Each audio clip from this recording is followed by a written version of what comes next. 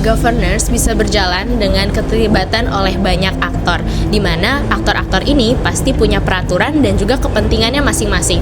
Semakin besar proyeknya, maka semakin banyak juga nih aktor yang terlibat.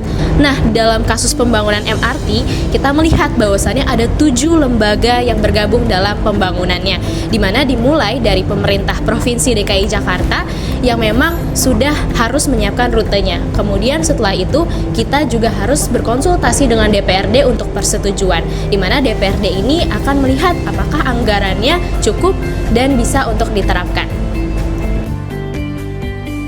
Nah, setelah tadi dananya sudah disetujui oleh DPRD, selanjutnya dana ini juga harus sesuai dengan aturan dari Kementerian Keuangan, di mana ini didukung dengan aturan dari Bappenas juga terkait dengan penganggarannya. Kemudian, nah dananya kan udah siap nih, tapi kita tetap perlu izin apa? Izin keselamatan dan juga teknis oleh Kementerian Perhubungan.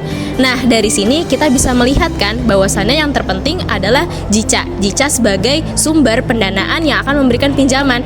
Maka kalau misalnya JICA ada revisian, tentu semua proses akan berulang kembali. Kita bisa melihat bahwasannya MRT di sini begitu lambat birokrasinya karena setiap lembaga itu saling mempengaruhi dan saling menunggu. Kita bisa lihat bahwasannya terjadi interdependensi antar satu lembaga dengan lembaga lainnya.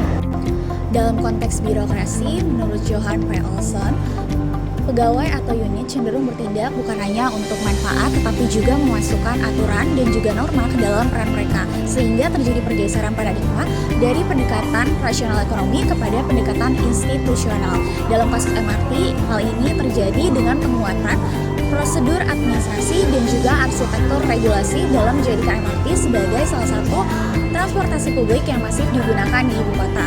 Selain itu, proyek strategis nasional ini didukung dengan kerjasama antar lembaga dan juga kerangka legal yang kompleks, yaitu adanya perubahan peraturan daerah nomor 9 tahun 2018. Setelah kita memahami apa itu birokrasi, selanjutnya kita akan memahami apa itu patologi birokrasi menurut Eko Prasojo.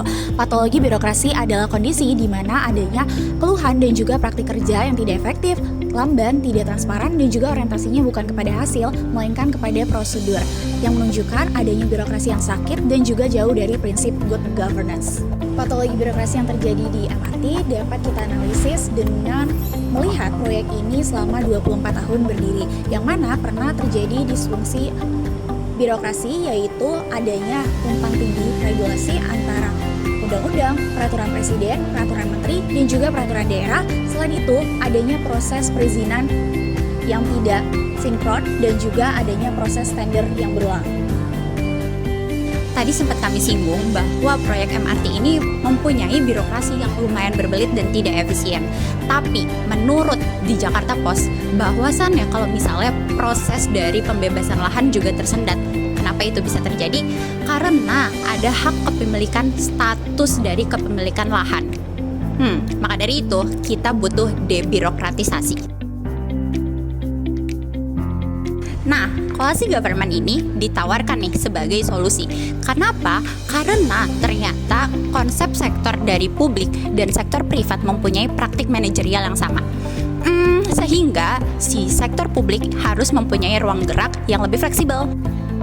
Implementasinya juga terlihat dari pembentukan PT MRT Jakarta BUMD 2008. Lagi pula profil resmi dari MRT-nya juga menunjukkan bahwa struktur ini sesuai kok dengan model Government Owned Corporation (GOC) yang pendanaannya dibiayai oleh pemerintah tapi operasionalnya ala koperasi.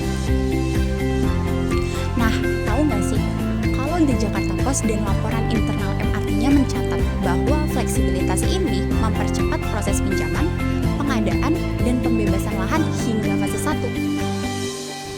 Namun, literatur BUMD dan state-owned enterprises mengingatkan bahwa model kuasi ini juga berpotensi menurunkan kapasitas akuntabilitas dari politik, dan juga ini menunjukkan kesan bahwa kapasitas pemerintah itu lemah.